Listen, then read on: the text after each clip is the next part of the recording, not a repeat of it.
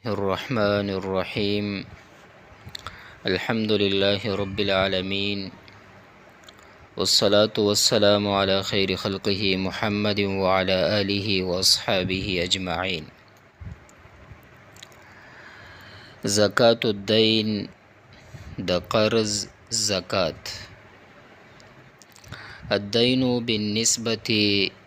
لأداء الزكاة، زکات ادا کولو په اعتبار سره دا قرض ينقسم الى ثلاثه اقسام، تقسیمیږي درې قسمونو ته. الدين بالنسبة لأداء الزكاة ينقسم الى ثلاثه اقسام. د زکات د ادا کولو په اعتبار قرض په درې قسمه دی. اول نمبر چې دی دین قوی، دین مضبوط، قرض مضبوط. دویم نمبر چې دی دین متوسط، کمزور قرض. دریم نمبر دین ضعیف، یعنی ضعیف قرض. اول الدین القوی، دین قوی هغه دی چې هو بدل القرض، چې هغه بدل د قرض وي. و بدل مال التجارت، یا بدل د مال د تجارت وي. اذا كان المديون، هر کله چې وي مدیون، یعنی هغه سړی چې په دې باندې قرض وي نو مدیون هغه ته وي. دا مدیون چې وي معترفا، اقرار کوي بالدین د قرض، ولو کان مفلسا، اگر که دغه کس مفلس وي. کذام د کرنګي اذا کان المدیون جاحدا، هر کله چې دا مدیون انکار کوي. ولکن الدائن، دائن چې دی یعنی هغه صاحب چې قرض ورته ورکړي وي، یقدرو قدرت لري، قادر وی علی اقامت البینة، په قائمولو د گواهانو، علی المدیون الجاحد، په هغه قرضداري باندې چې انکار کوونکی وي، انکار کوي. وی دین یعنی دین القوی څه ویل کیږي؟ دین القوی چې دی یعنی دا غته ویل کیږي چې هغه بدل د قرض وي، او یا بدل د تجارتی مال وي، خو چې مقروض قرض لره تسلیم کی چې په ما باندې قرض شته، اگر که دغه کس مفلس وي. همدارنګي چې کله قرضدار د قرض نه انکار کوونکی وي، لیکن د قرض غوښتونکي لره برابر خبره ده چې مقروض دلیل پیش کولی شي، یعنی مطلب گواهان پیش کولی شي. فاذا كان الدين قويا، او قوي دا قرض قوي،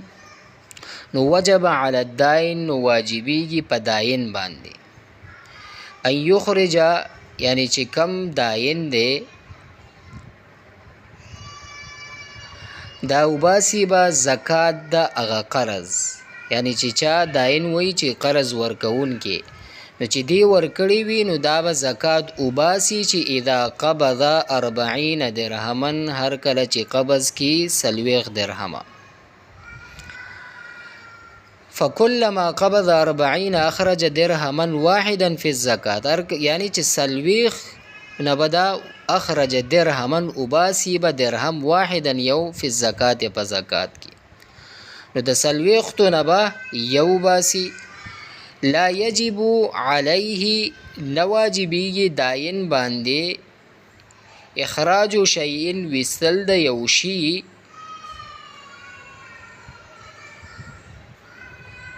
نواجبیږي په دائن باندې وصل د یو شی. اذا قبض اقل، چې کله قبض کی کم من 40 درهما، یعنی د 40 نه کم، او په دې باندې چې دی وی دا نه واجبېږي د چا په نیز عند الامام ابي حنیفه رحمه الله، په نیز د امام ابو حنیفه رحمه الله. یعنی مراد کم اقل چې وی یعنی لکه 100 روپۍ قبض کړي وي، د امام صاحب رحم الله فرمایي چې په دې باندې څه شی وی نشته دی چې دغه زکات وباسي. وقال الامامان، او امامان فرمایي ابو یوسف رحمه الله و محمد رحمه الله تجب الزکات فی المقبوض من الدین، وی واجبیږي زکات چې قبض کی من الدین یعنی قرض قلیلا کان المقبوض، یعنی کم چې قبض کړي شوی وي نو دغه لږ وي او کثیرن کډیر وي.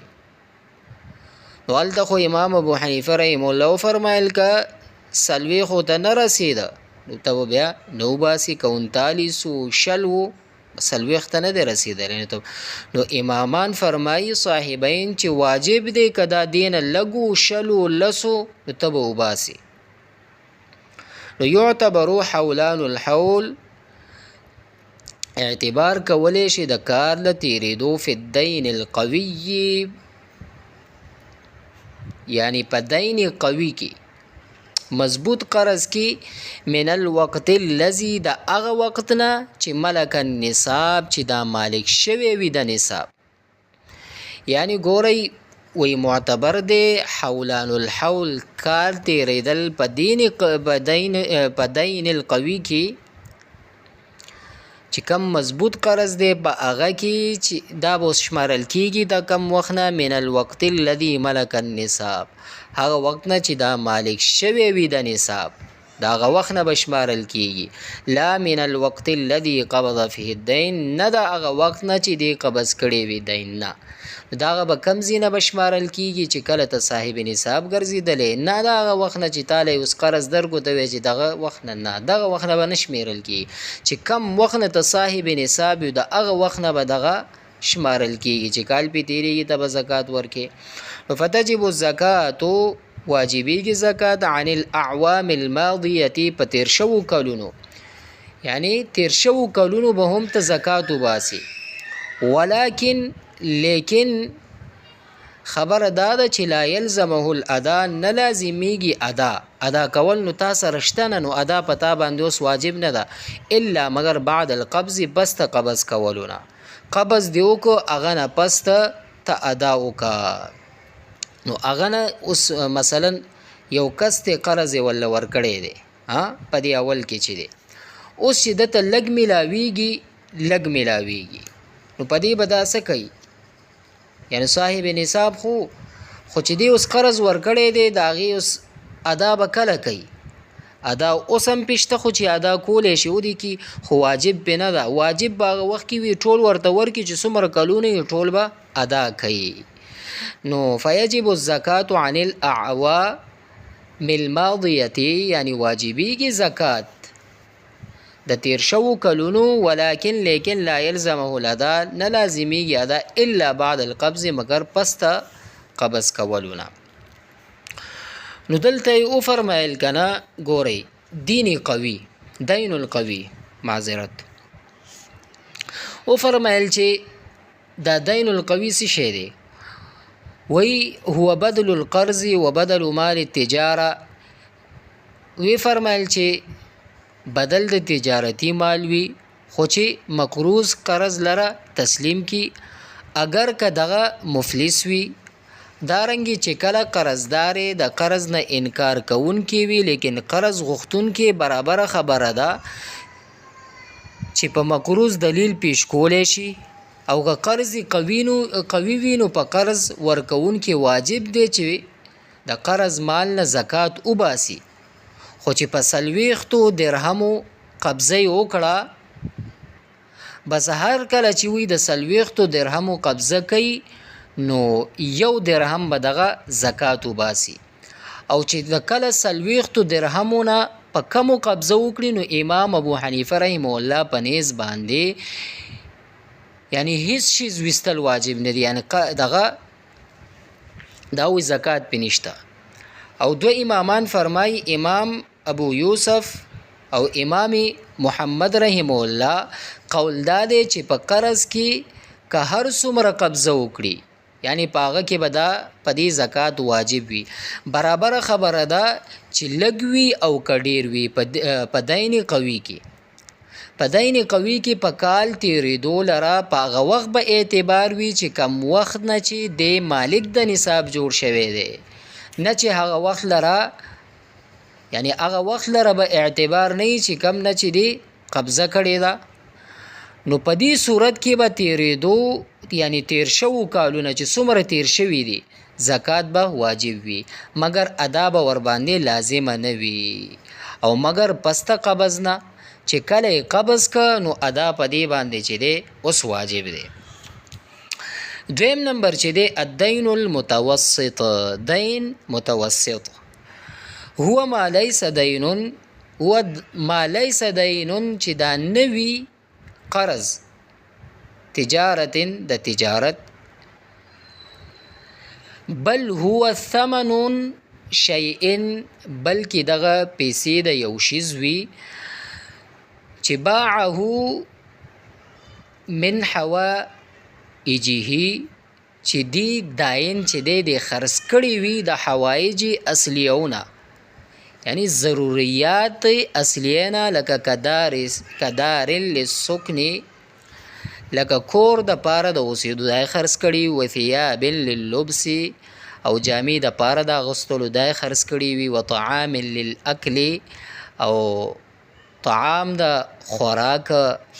وبقي الثمن او باقی پاتې وي دغه قیمت فی ذمه المشتری په ذمه د مشتری چې چا غستې وي هغه ورته پیسې نوي ورکړي نو لا تجب الزکات نواجبیږي زکات فی الدین المتوسط په دین متوسط کې الا مگر واجبیږي چې اذا قبض نصابا کاملا چې کله یعنی کله چې پوره نصاب دغه قبض کی نو بیا به په دې باندې څه شی وي بیا به وي. نو اوس دلته په مثال سره بیانوي چې فاذا کان علی المدیون هر کله چې وي په مدیون باندې 1000 درهم مثلا یعنی 1000 درهم وي او وقبض منه الدائن قرضداري باندې 1000 درهم دي او دا داین چې دی کم کس قرض ورکړی دی او دی 200 درهم 200 درهم قبض کا نو وجب علیه ان یخرج 5 دراهم او په 200 کې په دې باندې واجب دی چې 15 دراهم وباسي ځکه چې دا د سشي نصاب ته رسیږي 15 په تیر دروسو کې موږ ذکر کړی ولا تجب الزکات نواجبیږي زکات اذا قبض اقل چې قبض کی کم من النصاب د نصاب نه دا څوک فرمای عند الامام ابي حنيفه رحمه الله امام ابو حنیفه رحمه الله دا فرمای او وقال الامامان ابو یوسف رحمه الله او محمد رحمه الله دغه دوه فرمای چې تجب الزکات دا فرمایي چې تجب الزکات واجبیږي زکات فی المقبوض په قبض کې چې من الدین د قرض نه وي قلیلا کان المقبوض او کثیرا لګوي او کډیر وي نو ته په دې باندې زکات وباسي په متوسط کې هم لکه مثال تاسو ته بیان ک او بیا فرمایي چې معتبر کولې شي په دې کې حولان الحول د کال تیریدو فی الدین المتوسط په دین متوسط کې خو من الوقت الذي دا هغه وخت نه چې ملک النصاب چې مالک شوی وي د نصاب مخکې بیان کا لا من وقت القبض نه د وخت د قبض نه چې تا قبض کو دغه وخت نشماري نه دغه وخت نه به ته نشماري خود د سره فتجب الزکات عن الاعوام الماضیه من واجبیږي زکات تیر شو کالونو به زکات بم تورکه لیکن لا يلزمه لذا نه لازمیږي ادا کول یعنی چې تاله درکړې نه دا پتا باندې لازم نه چې د قرض چې تا کم ورکړې د ته زکات مباسي دغه پتا باندې لازم نه دی خو چې ور دي کیږي خو الا بعد القبض مگر قبض کولو نه پس چې دا پتا باندې لازم دی چې کم تیر شوی دا کلونه دي نو د دې بم ته ټول ادا کې زکات نو دلته دا بیانې نو دلته چې دی دین متوسط دویم بیان کا یعنی متوسط هغه قرض دی چې کم د تجارتي قرض نه وي بلکې د خپلو بنیادي ضرورتونه چې دي کم لکه داسې شیز قیمت وي چې کم چې خرڅ کړی وي لکه اوسېدو کور وي حوایجي اصلیه دي او د اغوستلو جامې وي او د خوړلو څکلو شیزونه وي او قیمتي اغوستونکي په ذمه باقی پاتې وي هغه ادا کړي نه وي. په دین متوسط کې هله زکات واجبېږي کله چې پوره نصاب قبض وشي. نو کله مثلا په اوس مثال داسې بیا ورکړیو چې کله مثلا په مقروض 1000 درهم وي او قرض غوښتونکي په هغو کې 200 روپۍ قبض وکړه نو په دې باندې 15 درهمه زکات ایستل چې دي داسې شی دي دا واجب دي. امام ابو حنیفه رحمه الله په نیز باندې چې کله د نصاب نه به کم قبض وکړي نو زکات به واجب نه وي. امام ابو حنیفه رحمه الله فرمایي نو په هغه به وایي زکات نه وي. او صاحبین وایي صاحبین دا فرمایي چې د قرض نه به قبض شوي و مقدار کې به زکات واجب وي. برابره خبره ده چې قبضه شوي مقدار لږ وي او که ډیر وي. او په دې دین متوسط کې په حولان حول لره په هغه وخت به اعتبار وي چې یو کال د کال به کمزي اعتبار چې کم وخت کې چې د نصاب مالک جوړ شوی وي چې کم وخت نه د نصاب مالک جوړ شوی نه چې د قبضې د وخت نه چنانچه د تیر شوو کلونو زکات به پې واجب وي لیکن په د باندې د زکات ادا کول د قبضې نه پس به واجبېږي. اوس دریم چې دی الدین الضعیف دی. دریم قسم هو ما کان دا هغه دی فی مقابل شیئن چې دا په مقابله د شیز کې وي. څه شی وي؟ په مقابله د شیز کې وي